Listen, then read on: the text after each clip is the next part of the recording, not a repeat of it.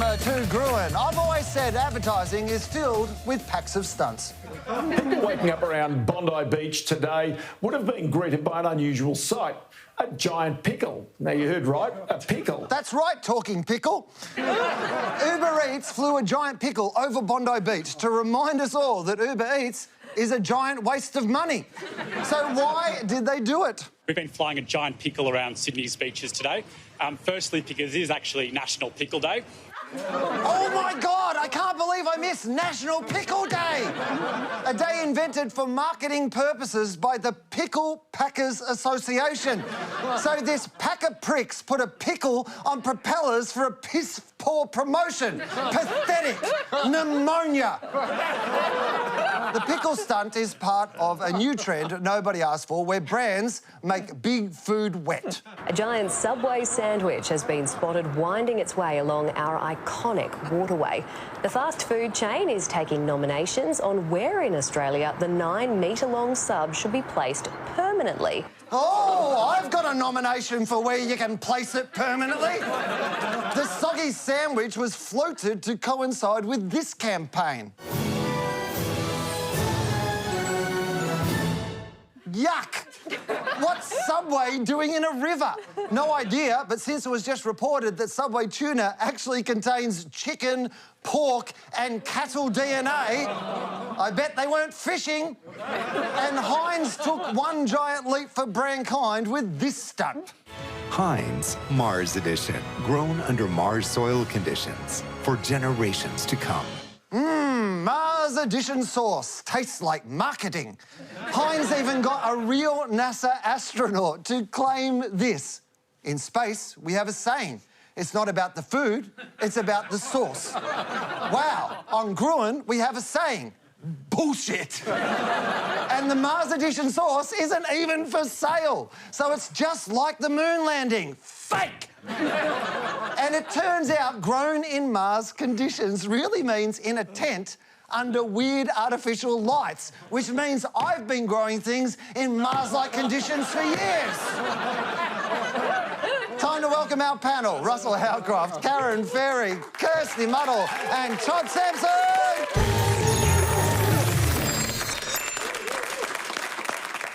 Credit where it's due, over the last year, Aussies have managed to cut up over 1.4 million credit cards, which means brands are scrambling to come up with fun new ways to get us in debt. There are now so many brands desperately grabbing for your cash, the market looks like the world's most cluttered desktop. Australians collectively owe over $900 million to apps with very distinctive names like Sezzle, Split It, Spot, Afterpay, Scalar Pay, Quicker Pay, Open Pay, Latitude Pay, IOU Pay, and the very honestly named Gimme!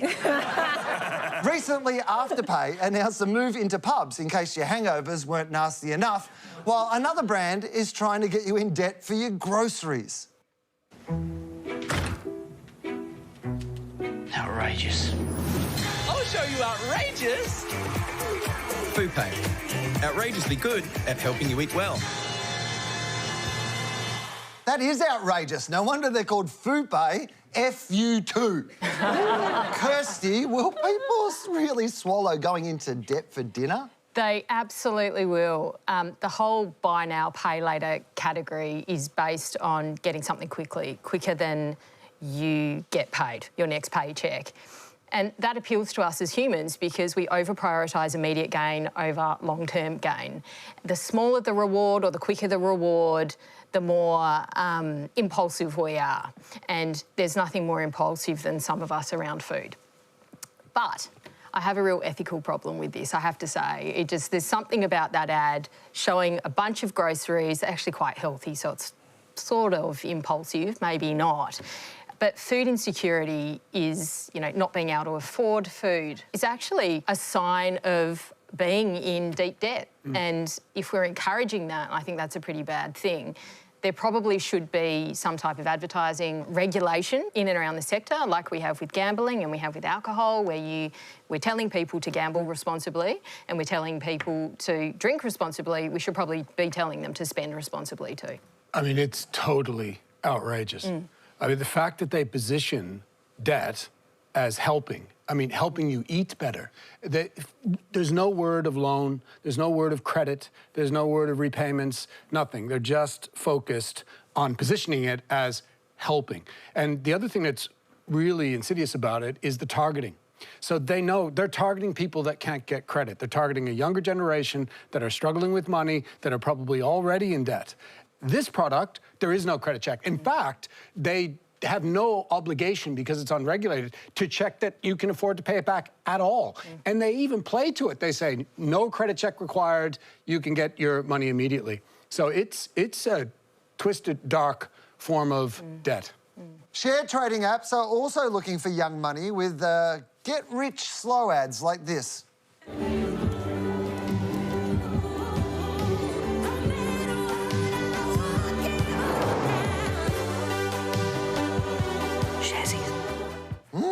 Forget a kiss, you might get screwed.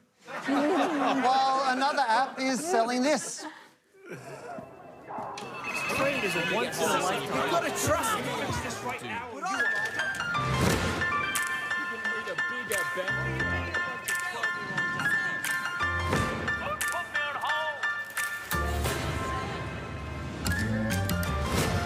You don't need a suit to trade shares. With Superhero, the floor is yours. Start trading today at superhero.com.au.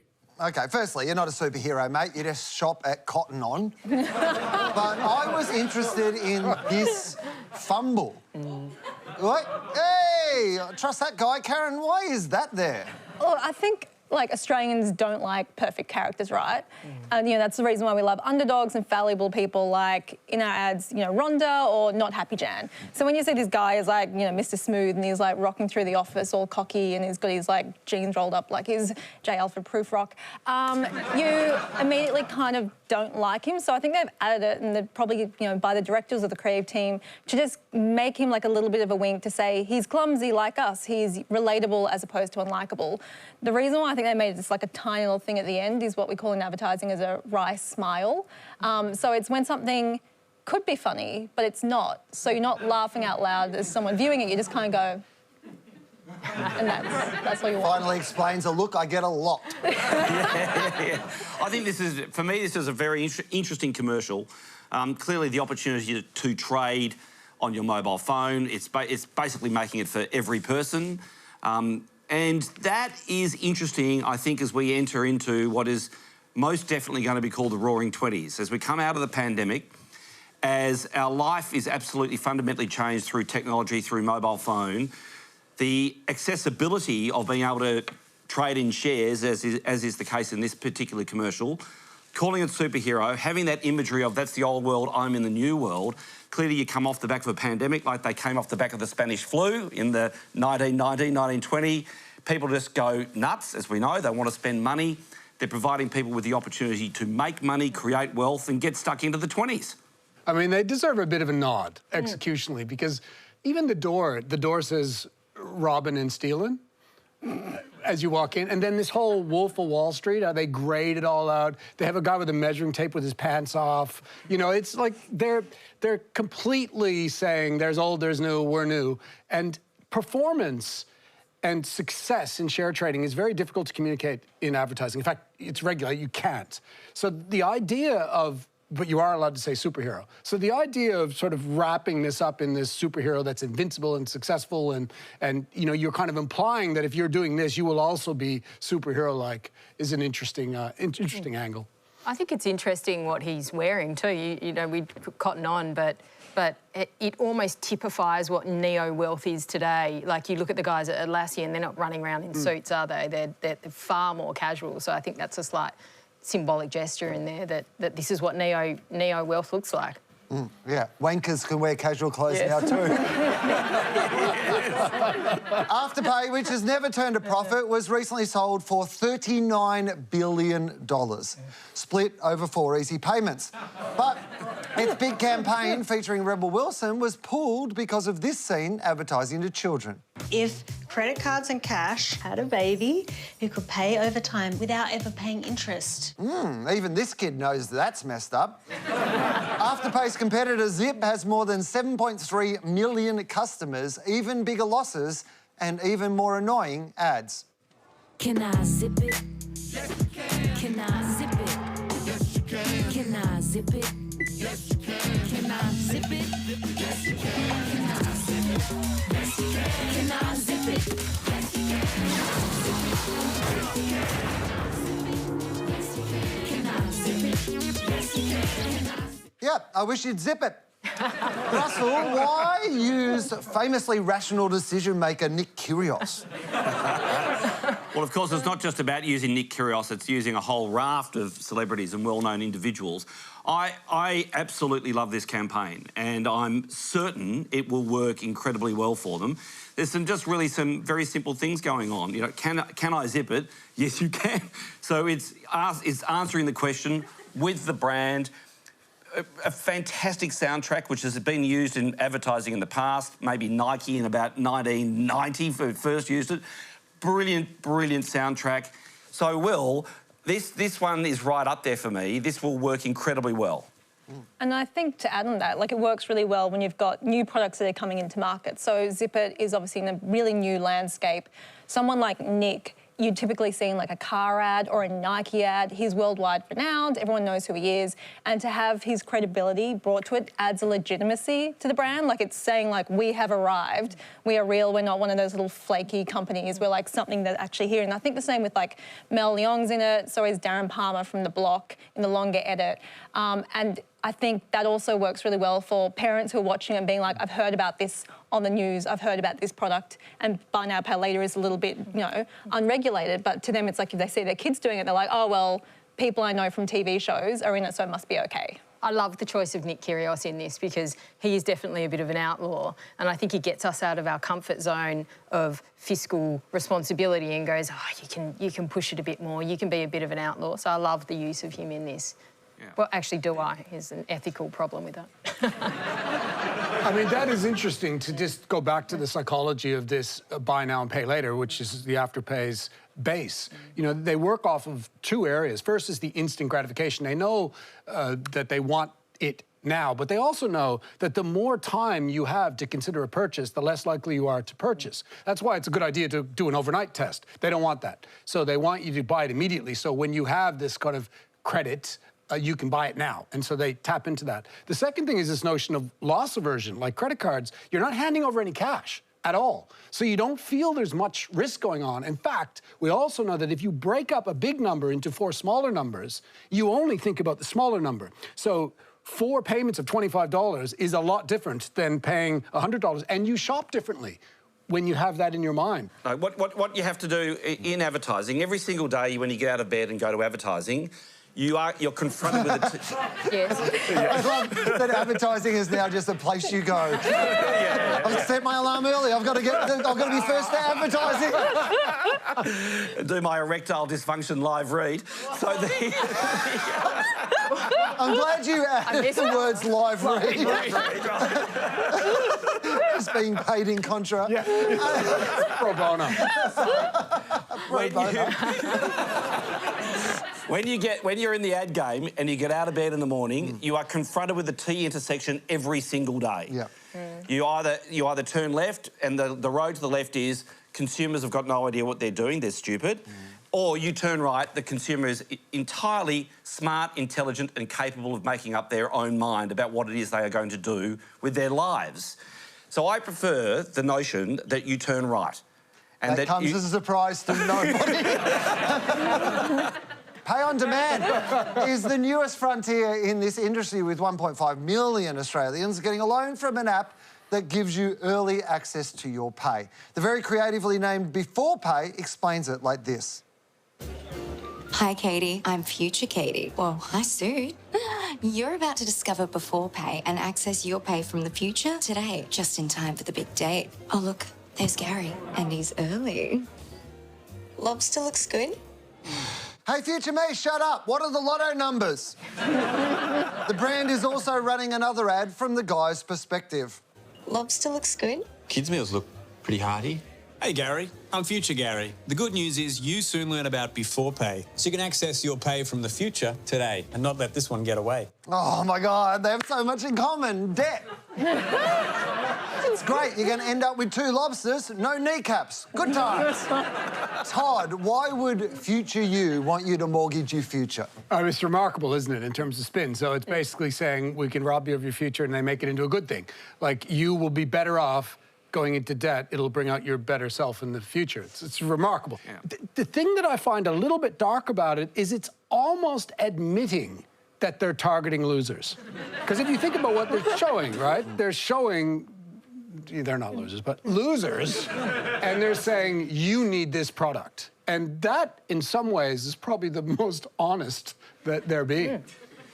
Is it Katie? Is Katie the character in the ad? Yeah, Katie. Is that a nice suit?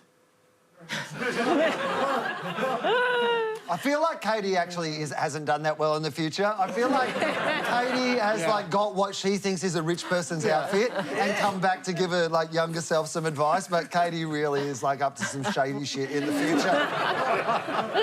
And if you've ever been cornered at a bar by a man in a check shirt, you'll know that Bitcoin is on the rise. 1 in 6 Australians own some form of cryptocurrency worth $11 billion, $6 billion, $35 billion, $8 billion. Digital coins are flogged on buses and spruiked by the world's most rational celebrities, Kanye, Gruen superfan Joe Rogan, and now this guy. History is filled with almosts, with those who almost adventured, who almost achieved, but ultimately, for them it proved to be too much. Then there are others, the ones who embrace the moment and commit. Matt Damon and Todd Sampson, apparently. Then there's this bit. With 4 simple words that have been whispered by the intrepid since the time of the Romans. Fortune favors the brave. Very different to the 4 words I was thinking of. Where is Ben Affleck? Kirsty, is Matt Damon enough to get people to bite on Bitcoin? I don't reckon they're tapping into Matt Damon. Maybe I think they're tapping into the characters that he's played before. So Fortune Favours the Brave is selling being a trailblazer or a pioneer and being part of that cohort that are the first to do something and they're therefore successful for those reasons. And I think that appeals to the entrepreneurial spirit of a lot of people. When you look at side hustles now, it's kind of, you know, appealing to that, you know, get a bit of an edge, do something different, be entrepreneurial. You might not be able to explain it, but have a go. So, Will... Welcome to this pyramid scheme. Yes. So, Will, I saw that ad, got online and opened up an account. Are you serious? I'm serious. Based on Goodwill Hunting, giving you some advice. You're like, you know what? Fortune favours the brave. I am the brave, and fortune should favour me. Turn right. I'm Russell Howcroft.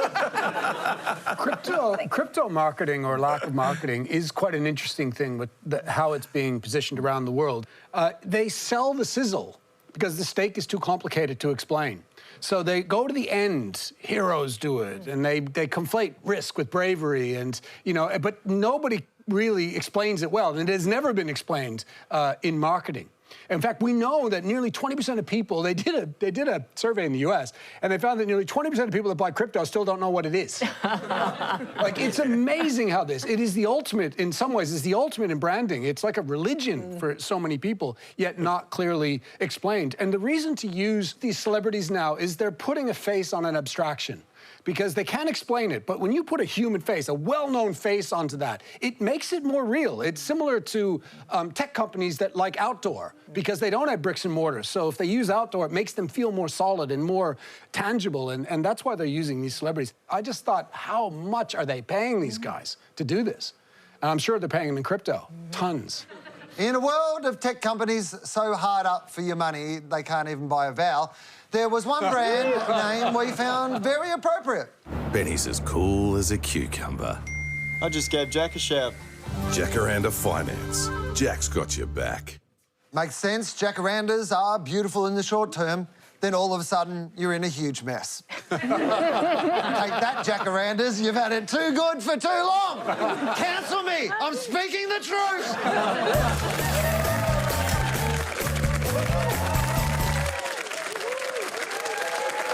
We've been told to dress for the job we want, which is why I'm wearing a Wiggles skivvy under this suit and Western Bulldog shorts under this desk. But is it time to retire business attire for good? We asked our agencies to sort it out. First up, a pitch to bring back business attire. Hi, I'm Natalie from Hero Brisbane. We took a look throughout history at all the people who've achieved great things, and they all look sharp. And today's really no different. So if you want to make your mark, dress to impress. We hope you agree. Whether it was conquering an empire or defending a nation, sharing a dream or enchanting the world, one thing is true. There wasn't a single slipper, hoodie or onesie in sight. So in the face of the biggest challenge of our time, it's time to look the part and dress to make a difference.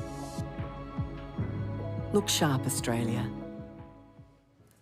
Suits me. And now a pitch to make every day Casual Friday. Hi, we're Ryan, Sam and Emily from Binge Creative. We've decided that the world has changed and we've been through a lot. And it's just about time to move on. So check this out. Back in my day, men wore suits and ladies wore dresses to work. If a young lady saw a man in a suit, she knew there was a man who could provide. A man saw a woman in a tight dress. He knew exactly what kind of professional conduct was required. These days, people are wearing whatever the hell they want. You come to work, you look the part. Now these snowflakes are working from home, complaining about work-life balance. Ooh, on one sick day my entire life. Turn up on my deathbed with a cure at lunchtime. The only thing I balance is my checkbook and keeping the girlfriend away from the missus. These are the clothes of a businessman. Come on, let's leave business attire in the past, where it belongs. Suits me. But what will our panel think? Todd, which did you prefer? Well, they were both really interesting and coming at it from two completely different perspectives. My hate of the second man vamped it, my understanding of the ad itself. So I'm going to go with the first one. Okay, Kirsty, what about you? I'm trying to think of something different to say, but I was so emotionally overwhelmed by the second ad, I actually didn't pick up on the message because I hated him so much. So I'm going to go with the first one. What did you think, Karen? I agree, where I was like, the second one, I was like, executionally, like, really interesting, such a good, like, representation of business. But then I was just so physically repulsed by him, they almost just want to punch him. Just a bit too real? Yeah, it like, was... wasn't quite grotesque enough and a bit too, like, oh, my like, God, he's going to murder me and my family. It's not just the clothes I hate, it's all of him. So I think I might have to go with number one. OK, well, as far as I can tell, Russ, you've got the tiebreaker vote. Which did you prefer? Well, look, the second one, the script is actually pretty... Well, it's very good. The script is very good. The acting, really good acting. Camera work, they've done a fantastic job. Yes, it's a familiar character. The first one, however, actually will work. There'll be aspirational people watching the show right now who go, you know what, I'm going to get a suit back on. So number one wins it for me. All right, well, I believe that's a tie. Congratulations to Hero Brisbane. We will send this to your office.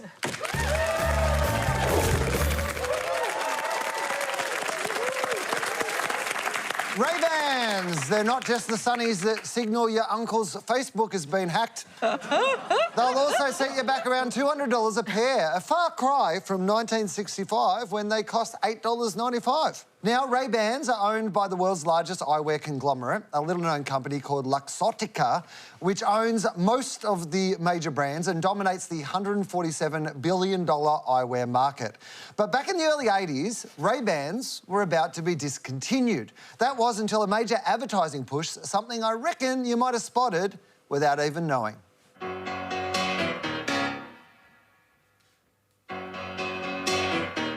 I feel the need for speed. Spoilers, but Ray-Bans lived, Goose died. Too soon. After that product placement deal in risky business, 360,000 pairs of these were sold, despite the movie's most iconic scene not including a pair.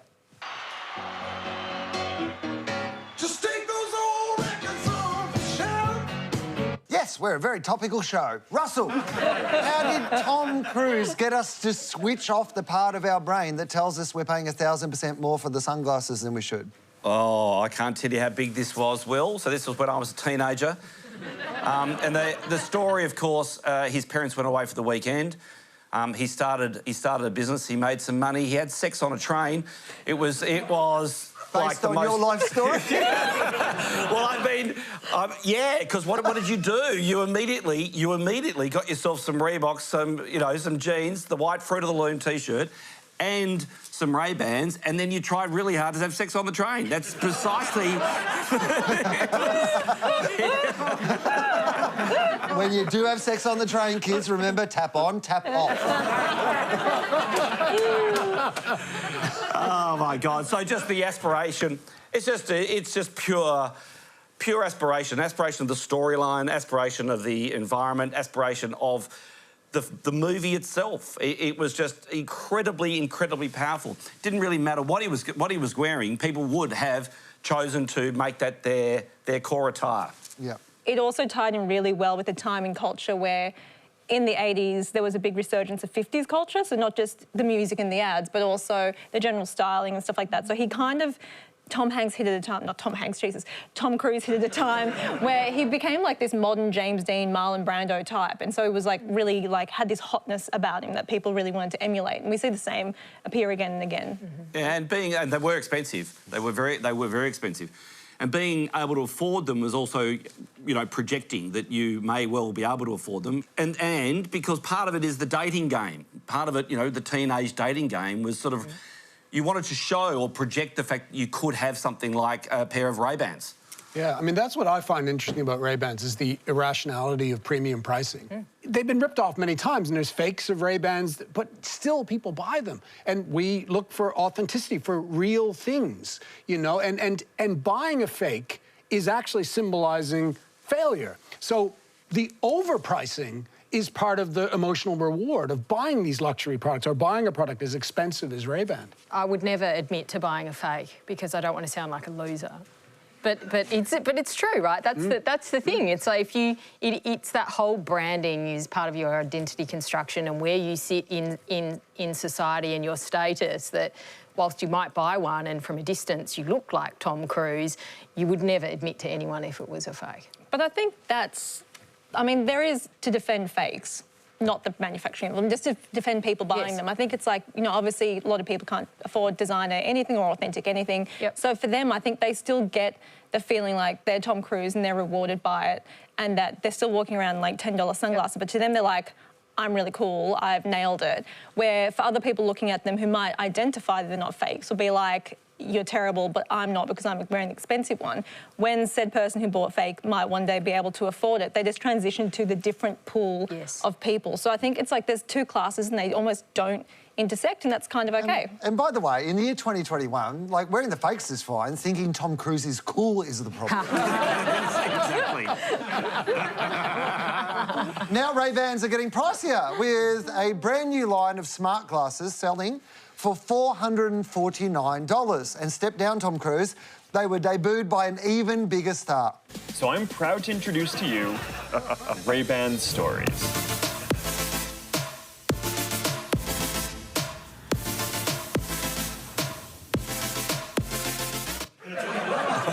Whoa, who is that cool dude? Google and Snapchat smart glasses were a spectacular failure. Zaka Dweeb has a lot to say about Ray-Ban Stories. With Ray-Ban Stories, you can capture photos and videos, listen to music or podcasts, or take phone calls, all while staying in the moment. Stay in the moment and well away from schools. Many have already expressed privacy concerns about the glasses. If you buy them and you're not a certified spy or a proper police officer or anything like that, be very, very careful. The shades look pretty good, but are they cool or are they creepy? I didn't ask any of these people for permission to record them, let alone put them in my TikTok. And I definitely didn't give them permission to take this. Ray-Ban have tried to front foot privacy concerns with this moment in an ad.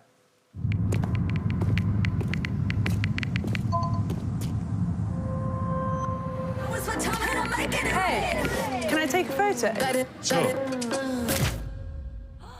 Karen, will this moment be enough to combat the perception that your product is for pervs?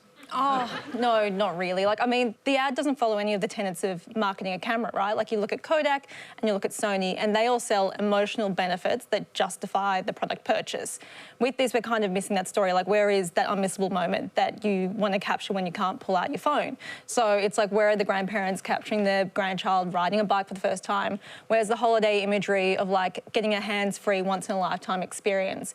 Like, the weird thing about the product is it's all about you projecting something on social media. So you're always thinking about the story that you're going to tell someone else as opposed to existing in real life. So they kind of need to give you some story or narrative that allows you to emotionally engage in the moment. So what I can't get out of my head, Will, is the Facebook executives when they say, geez, can you... So, Zuck, he wants to be in the ad about... He wants to be in the ad. And none of them feel like they can tell him, no, you can't be in the ad, mate. I mean, every time you see him in one of those ads, you realise how powerful he actually is, because he's the only person powerful enough to get him in an ad. Exactly. I think the way to make him less creepy, unfortunately, is what they did, is wearing Facebook on your face is creepy and weird. Wearing Ray-Bans on your face is not. And I think Facebook is playing off the idea that people will just eventually get used to it. It will become normal. But we know what he wants. He wants to move us from our phone to the glasses. And there's a reason for that, because, I mean, he's currently saying, this is classic Facebook. When they originally came, they said, it's not going to be an advertising thing. It's not about advertising. And then it was all about advertising. And over 90% of the revenue's from advertising. Now they're saying the glasses will be ad-free.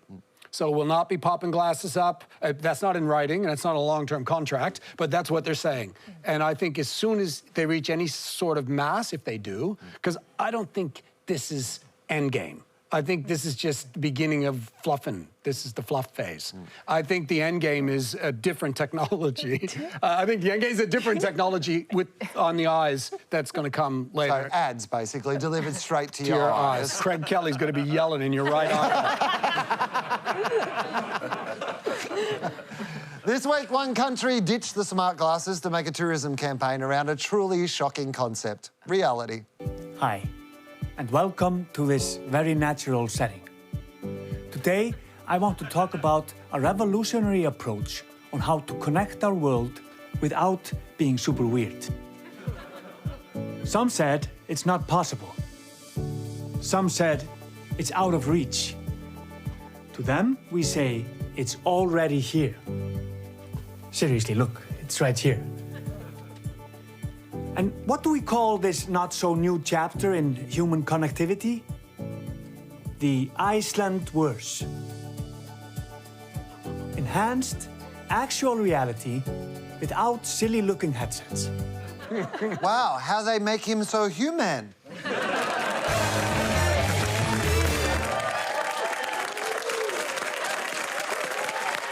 Time for this week. Thanks to our panel, Russell Howcroft, Karen Ferry, Kirsty Muddle and Todd Sampson. We'll leave you tonight with an RTA ad from 1998. Lost your licence, haven't you? What's going to happen about your job? Did you ever stop and think about that when you were drinking? Go to bed, Jessica. Earlier this year, The Guardian tracked down Jessica, whose real name is shockingly Jessica. She is now a teacher in Tasmania, which means this show is on too late for her and she should really go to bed. We'll see you next week. Hi Gruen, it's Jessica from the Go to Bed Jessica ad, or as it's more officially known, the RTA ad about the unintended consequences of drink driving. I've got my mate Toby here with me, who was a massive support on the day. Unfortunately, when they were filming and they were telling me to go to bed, I just really wasn't that interested. So to get a reaction out of me, and after talking to my mum, they took some creative liberties. And so when I was 4 years old, standing on my little spot, waiting to be told to go to bed, they actually screamed, "Shut up," at me, which gave me the famous flinch that has captivated audiences for 20 years. Go to bed, Jessica.